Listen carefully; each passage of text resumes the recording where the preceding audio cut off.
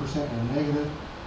Kokomo and Plymouth have stayed around the inflation rate. Marion, Rochester, and Monticello has went between 6 and 7%.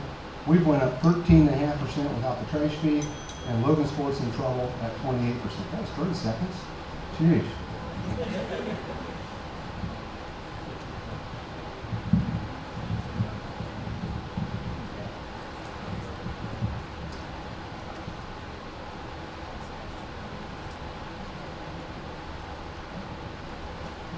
No, the only rebuttal, it's not really a rebuttal, just a quick statement here.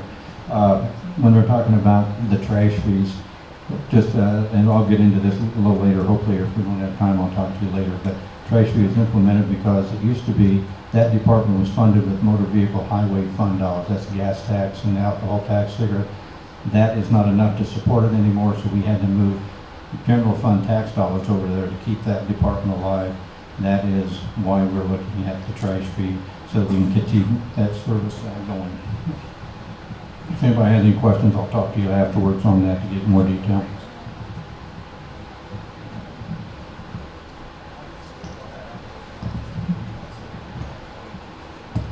And also on the trash fee, that is something that when I spoke to Jim about that when it was first proposed, I did set up town hall meetings. We actually had a town hall meeting in this room where I asked constituents to come and voice their opinion, and I was willing to work collaboratively with other people to come up with better solutions and to take a close look at what was being proposed. And I think that shows that I'm willing to listen to people and try to get information back from the community on how they feel about these.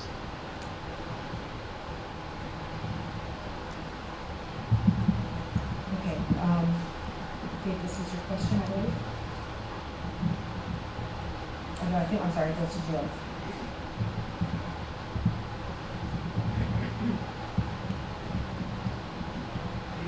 What memberships or involvement do you have with local religious, civic, or fraternal organizations? And do any of these memberships interfere with your duties as mayor? Over the years, I've been involved with very many local organizations. The one I've been involved with probably the longest with Ole Olson Memorial Theater. I started that when I was about 18 years old, and I have to blame my mother for that. She's a sweet lady, no longer with us, but she always wanted me to sing. That's why I joke so much about singing, and I'm a terrible singer, but so I'm not going to sing tonight. But anyway, she said, no, she wanted me to get involved with Ole. I had a sister who was involved in it. She said, oh, that makes me proud. I want to see you do this. So I got involved with Ole and found out I really enjoyed it. And so I stayed there 44 years, probably the longest one. Founded an organization called Our Town Peru Incorporated. We restored the Peru Depot, did some other things in our community. Those are the types of things that I like to get involved with. As far as, the different service organizations, I can't say that I'm an active member of anything like that, because a lot of times they're noontime meetings and I can't make those. But all the organizations I'm involved with, they are not funded by the city budget. There are some where they do pay their fees to these organizations, and I don't have any fees that go toward my involvement in any of the community things I'm involved with. But if we're talking about making a difference in our community, positive difference, those are the things I want to spend my time with, and not just go to meetings.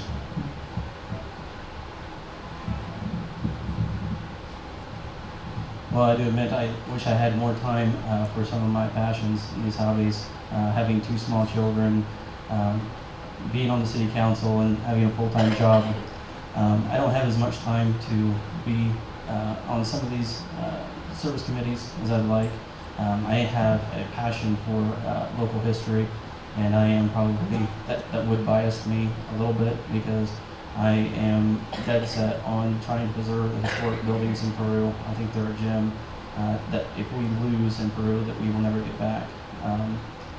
I have been involved with the Historic Society, the Indiana National Preservation Society, and that's about all I've had time to be part of lately.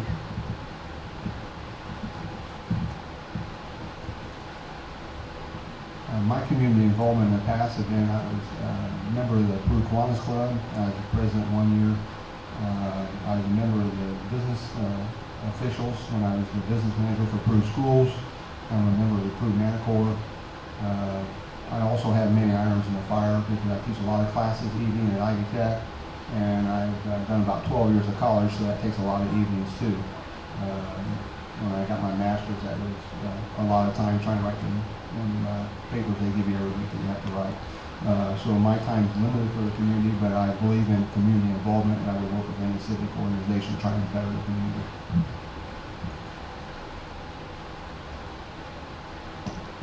I'm assuming nobody wants to rebut any of that. So. Okay. No. No. So the next question goes to Gabe.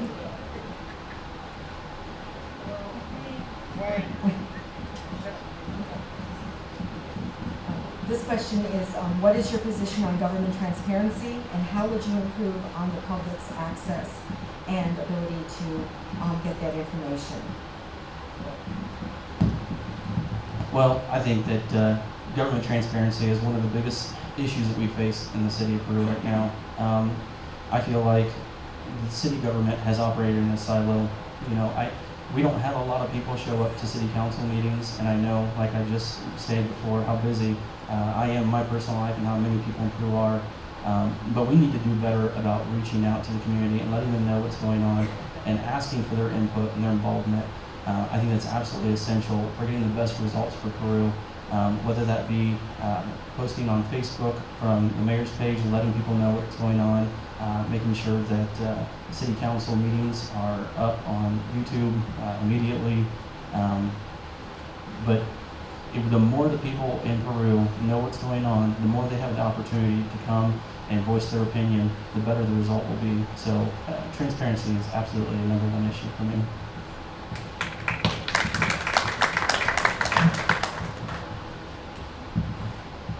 I think transparency in government is paramount to having a free society. One of my proposals, once I get to be mayor, would be to have a community quarterly meeting, like a town hall meeting, where all the department heads be present, and that way they get to ask or answer questions from the community. Because if the community answers a question and you're sitting there, like right now, we really don't have a whole lot of choice about answering it, do we? So if we have a town hall meeting like that, I would hope it would be civil and everything else. I'm quite sure it would be. But that would build the transparency of the community. I really like the transparency within the state government now. So much information is available on the web. That's how I come up with all my data. It's available at the State Board of Accounts, the Department of Local Finance, and Stats Indiana, and all the other places you can go get data. So the public today has a lot of opportunity to actually find out what our government's doing for us or to us, either way, how you want to look at it. And I just think transparency is paramount. We all agree transparency should be adhered to, but it's not just a statement, it is an action.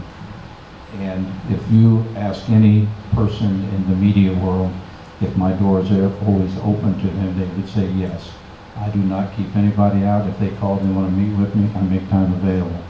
When I first became mayor in 2004, I used to have a lunch with the mayor program where I'd meet people at different restaurants and we'd sit down and talk. The only reason that discontinued because some people just, I guess, got comfortable and we didn't have those anymore. But if any individual comes up without an appointment to the office, I make every effort I can to sit down and talk with them. So as far as being transparent, we're doing that. We have the cityofperu.org site that you can get information on what's going on with the community. There's a calendar, there's everything else. There's a newsletter that we do. I mean, we're trying to get the information out. Now, it was mentioned, well, we can do something on Facebook. I think Facebook can be a good tool. Sometimes it's used as a very bad tool because there's a lot of negative information out there. So, you know, if they want to get more information, we'd be more than happy to enhance what we're doing already. But it is being done. We are being transparent, and I would defy anyone to say that we're not.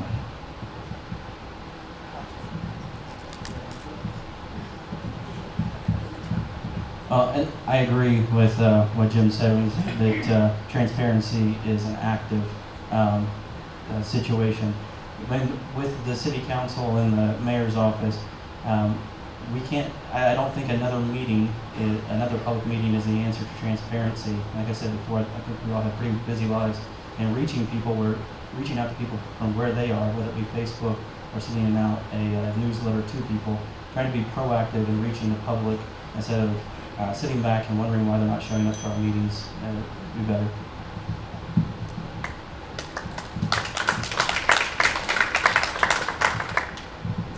The meeting I propose has nothing to do with the council or the board of works, because they are controlled by the open door law.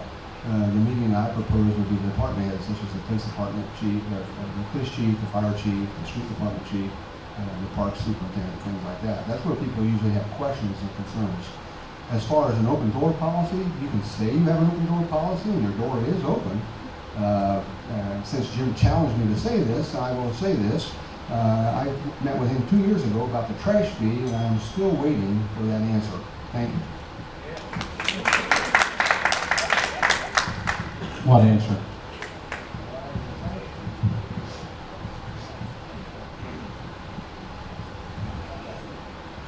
Well, I disagree with you on that, but I don't think we're going to sit here and debate that question, but we do get that information out to everyone.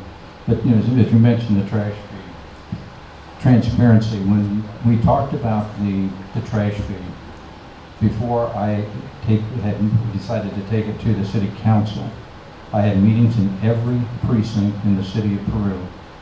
And there were council members in those precincts that did attendance, some did, some didn't. But we went to every precinct to get input on it before that was enacted. And so, you know, once this bill got put in place, the trash fee is $12 per month is what it's costing you. Now, I know we're not charging $24 a month, but it's $12 a month. And we did take it to the public to let them have input before we took it to the council.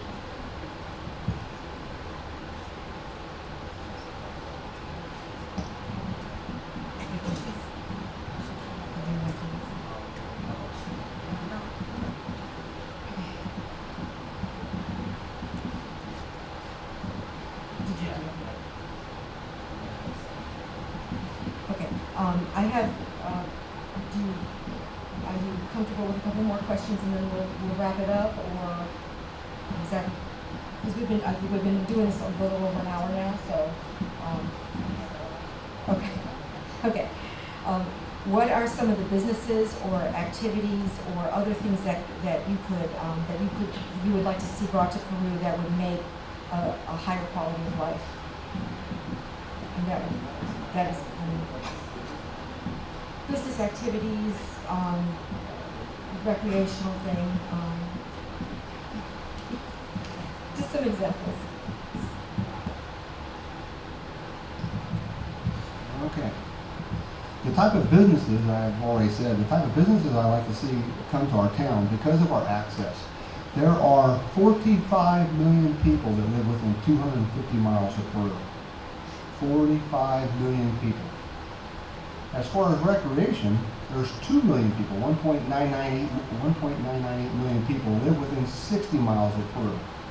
So what I would like to see is us develop recreational opportunities that draw people from our 60-mile radius, and by doing that we can maybe develop some restaurants when people come do the recreation and want to eat here, and maybe we can have some mom and pop shops like antiques and things like that, because you can't compare mom and pop shops on the internet. You can't just take their phone, scan the barcode, and say it's cheaper over across the street. So something like that would be good. As far as the businesses, I've already mentioned that. Because of our central location, and we're very unique in north central Indiana of being very centrally located. You can go east, west, north, or south from here very quickly. Within 5 hours, I'm told the trucking industry has a 12-hour day. So if you plow in a circumference of about 5 hours, which would be 250 miles, you can go and distribute stuff. So that 250 miles takes in Milwaukee, Lansing, Grand Rapids, Toledo, Cincinnati, Louisville, for example, and that's about 45 million people. There's no reason at all unless I'm mistaken, that we should be able to attract these type of businesses, because that's what our world's going to. We don't go to the brick and mortar like we used to. A lot of people Google shop now. Prime, Prime, where that stuff is. That's back behind my generation. But that's the world we're going to. So Peru needs to strategically place themselves to capture some of this growth that's going to be coming down the road. And our central location is right here. Winmac doesn't have that. Tipton doesn't have that. Wabash doesn't even have that because they have to go west before they can go north. So we are in a deal situation to try to capture some of the growth that's coming down the road. And with Interstate 67 coming down the road, we can position ourselves very well. And the first rule of real estate, that's what they tell us all the time, is location, location, location. We have it. We just got to develop it.